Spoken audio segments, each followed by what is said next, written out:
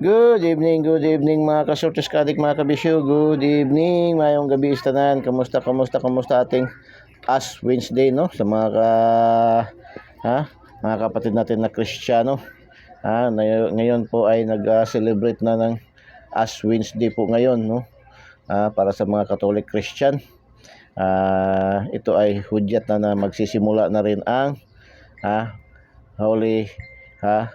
Holy Week, no? Magsisimula naman ang Holy Week, ang ating God Friday, no? So mayroon na tayong iwas-iwasan. Iwas-iwasan.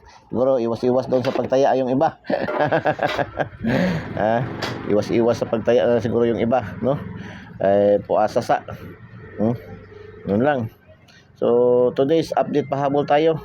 Today's Kuya Den update, pahabol tayo para ngayong araw sa araw ng Miyerkules, Pitsa 5, no?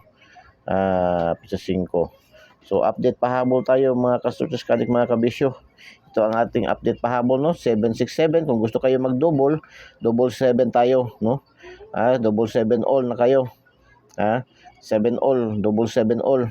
No, 7 ang ating recommended, may tatlo tayo, 767, 787, 797. So, nag-double naman tong 469, 946, malakas kasi rin naman yan eh.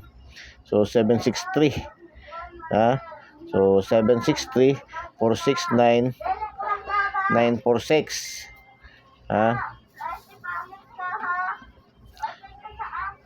So,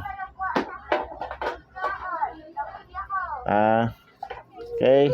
Yan nating today's Kuya Den update pahabol. Good luck and God bless. Bye-bye. Diyos mabalos. I love you all.